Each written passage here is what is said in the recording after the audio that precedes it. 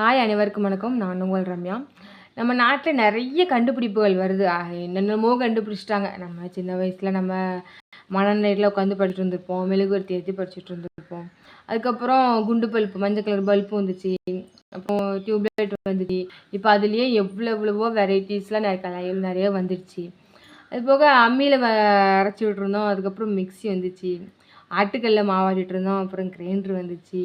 விறகடுப்பு வச்சுருந்தோம். அப்புறம் ஸ்டவ் அடுப்பு வந்துச்சு. இப்போ அதையும் தாண்டி கரண்ட் அடுப்பு வந்துட்டு, அப்புறம் எலக்ட்ரிக் குக்கர் வந்திருக்கு. இந்த மாதிரி ஒன்று போனால் ஒன்றுன்னு சொல்லி மனிதனோட வேலையை எளிமையாகிறதுக்காக நிறைய விஷயங்கள் வந்துட்டுருக்கு. சரி, இது மனுஷங்களோட இருந்தால் பரவாயில்ல.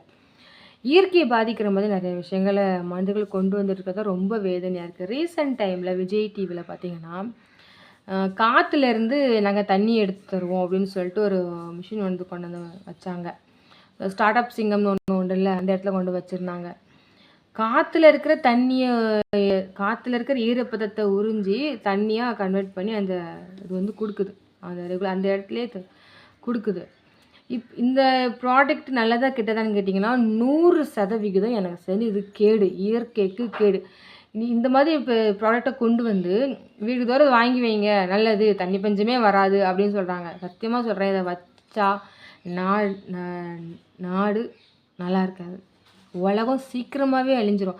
இது இப்போ தான் கொண்டு வந்திருக்காங்கன்னு தெரியல. வெளிநாட்டில் இருக்க மேலே இருக்கலாம், அதுவும் நம்மளுக்கு தெரியல. ஆனால் இப்போ தான் நம்ம கண்ணில் படுது. இது உண்மையிலேயே ரொம்ப ஆபத்தான விஷயம். என்னென்னு பார்த்தீங்கன்னா, காற்றுல சும்மாவே ஊர் தண்ணிலலாம் மழை கிடையாது. இந்த வருஷம்லாம் நம்ம ஊர் பக்கம் மழையே கிடையாது. போன வருஷம் ஏதோ பெஞ்சு வெள்ளங்கள்லாம் வந்துச்சு. இந்த வருஷம் சுத்தமாக வலிச்சு எடுத்த மாதிரி ஆகிப்போச்சு. தண்ணி கூட அந்தளவுக்கு வரவே மாட்டேங்குது. காரணம், காற்றுல ஈரப்பதம் கிடையாது.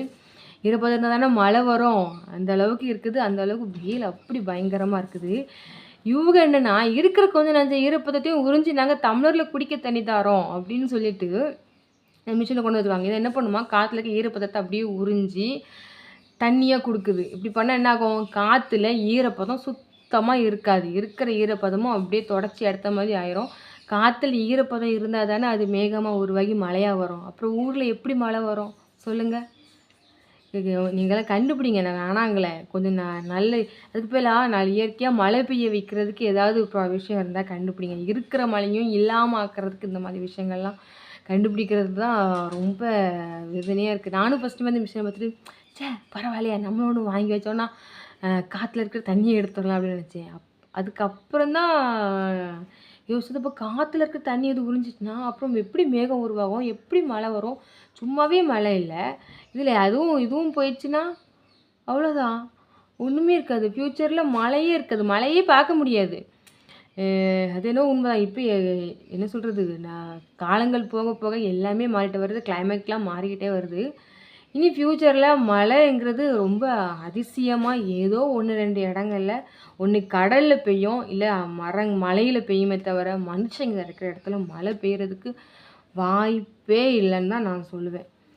அதனால் தயவு செஞ்சு இந்த மாதிரி ப்ராடக்ட்லாம் மக்கள் தயவு செஞ்சு ஆதரிக்காதீங்க. எனக்கு தெரிஞ்சு இது நான் சொல்கிறேன்னா, இது வந்து உண்மையிலேயே இயற்கைக்கு 100% கேடான விஷயம். ஏற்கனவே நம்ம நிறைய விஷயங்களை பண்ணிகிட்ருக்கோம். அப்போ கேட்கலாம், அப்போ நீங்கள் மட்டும் இயற்கை கேடாக எதுவும் பண்ணலையா? என்ன பண்ணேன் நான் இது வரைக்கும் எதுவும் பண்ணலை. வீட்டில் நார்மலாக இருக்கிற விஷயங்கள் தான். ஆனால் இந்த மாதிரி விஷயங்களை தயவு செஞ்சு யாருமே அப்ரோச் பண்ணாதீங்க. யாருமே என்ன சொல்கிறது, ஆதரிக்காதீங்க. இது வந்து இயற்கை முற்றிலும் புறம்பானது. இந்த மாதிரி விஷயங்கள்லாம் தவிர்ங்க. இயற்கைக்கு எதிராக எந்த ஒரு ப்ராடக்ட்டுமே தயாரிக்க, ஒரு பொருள் ஒன்று ரெடி பண்ணுறீங்களா, அது வந்து இயற்கைக்கு எந்த விதமான பாதிப்பையும் கொடுக்காத மாதிரி இருக்கணும், மக்களுக்கு பிரயோஜனமாக இருக்கணும். அந்த மாதிரி விஷயங்கள்லாம் பார்க்கணுமே தவிர, இது ரொம்பவே என்ன சொல்கிறது, பயங்கரமான விஷயம் தான் நான் சொல்லுவேன். இந்த காற்றுல இருக்கிற ஈரப்பதத்தை உறிஞ்சி தண்ணி கொடுக்குற இந்த மிஷின்லாம் நம்ம நாட்டுக்கு தேவையே கிடையாது. முடிஞ்சால் மழை பெய்ய வைக்கிறதுக்கு ஏதாவது மிஷினை கண்டுபிடிச்சி, அதுக்கு ஏதாவது ஒரு வழி இருக்கான்னு பாருங்கள். சரியா? தப்பாக நினச்சிக்காதீங்க. என்னுடைய கருத்தை நான் சொன்னேன், அவ்வளோதான், வேறு ஒன்றும் இல்லை. தேங்க்யூ.